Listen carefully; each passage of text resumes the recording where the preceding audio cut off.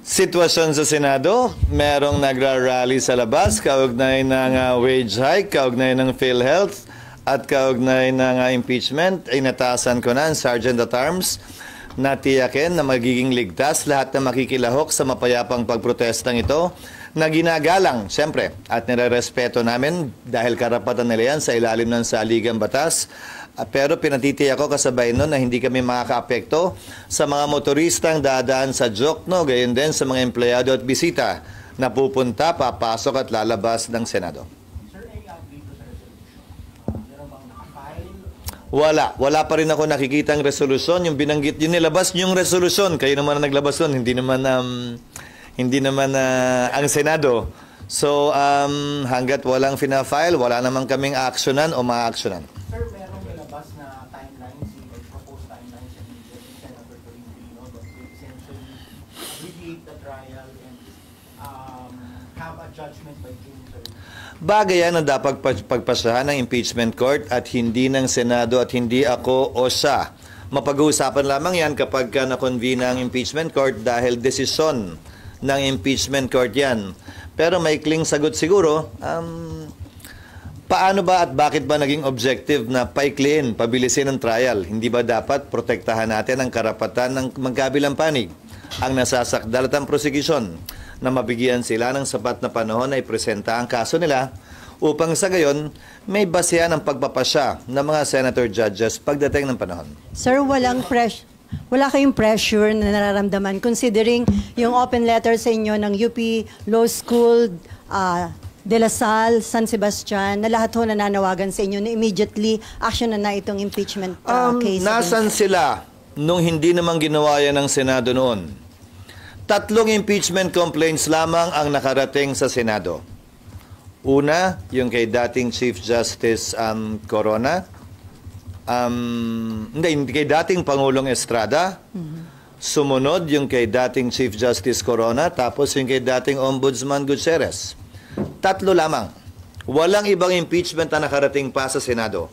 Sa kaso ni dating Pangulong Estrada, pinagpaliban ng prosecutors yon, iniwan yung impeachment at functus officio, dinismiss ng Senado yon bagaman hindi tapos.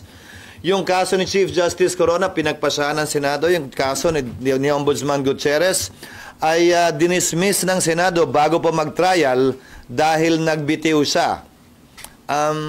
Sa 3 kasong yon, nag-trial ang Kongreso matapos ang recess nilang nakaschedule. Walang pinagkaiba. Final yung impeachment complaint, ilang araw bago mag-recess ang Senado. Nag-recess ang Senado, nag-trial pagka-recess. Wala naman tayong narinig na reklamo nun mula sa iba't ibang grupo. Pabor siguro sila o kontra siguro sila sa impeachment nun, hindi ko alam. Pero sa kasong ito, yun din ang ginawa ng Senado. Final sa huling araw, yung ibang impeachment nga ay 1 linggo pa bago nag-adjourn, hindi naman nag-trial ang Senado. Ito, final sa huling araw, ilang oras bago. Kaya sinabi ko, magko-convene ang Senado pag-resume namin. At sinabi ko rin na ang magagawa lamang namin ay pag-issue ng summons dahil nga kulang na yung panahon at matatapos ang authorization, kapangyarihan ng mga prosecutors pagdating ng June 30 dahil hindi continuing body ang Kamara. So hindi kayo magpapapressure, sir? Kahit meron din mga rally? Sinabi ko na yan din nung simula.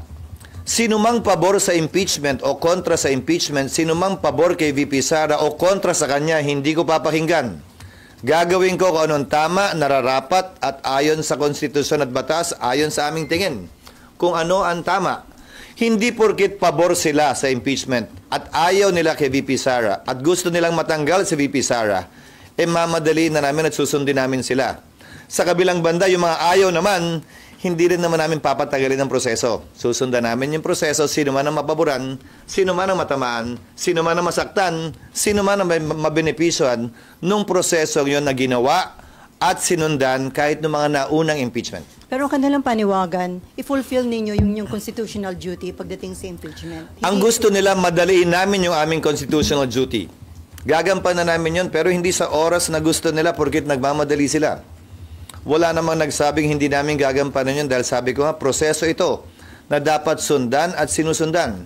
Hindi sa oras na gusto nila, hindi sa pinili nilang panahon. Halimbawa, Gusto nila mag-trial kami sa recess. Maliwanag na bawal at illegal yun.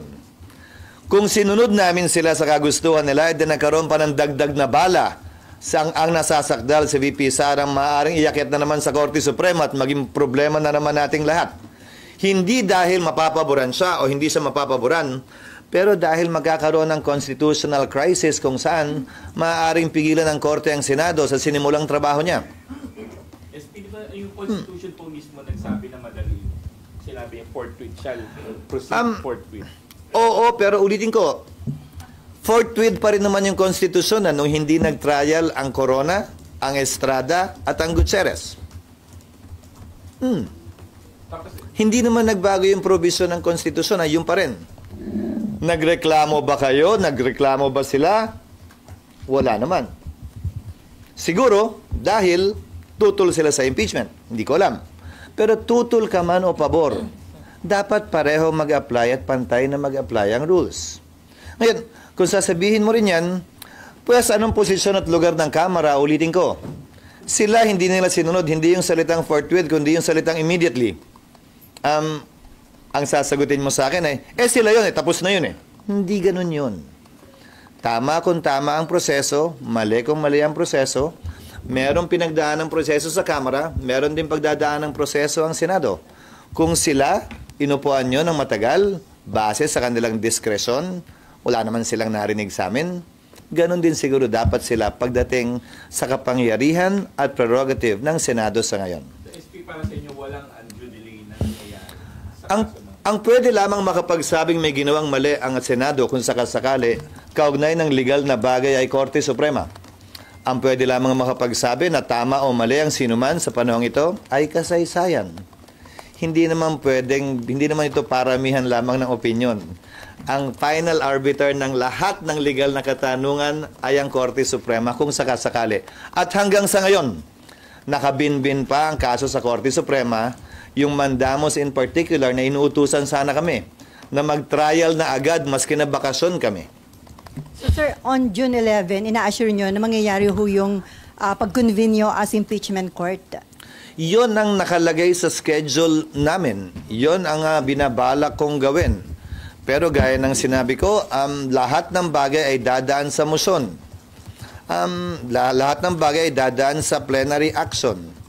Nung sinet ko ng June 2, wala namang nag-object na miyembro. Nung nireset ng June 11, bagaman may agam-agam, wala namang nagmotion para mas maaga. Malayang magagawa yun ni naman kung sakasakali. Pero dahil nga walang gumawa nun, yun na naging kapasahan na ng Senado bilang isang institusyon. At sir, yung resolution seeking de facto dismissal, hindi nyo yung pwedeng i-discuss during your regular session? I refuse to discuss a piece of paper, a scrap of paper that has not been filed. That is not in our records. Just in case, sir, may file before June 11. Ayokong pag-usapan kasi isang bagay na hypothetical .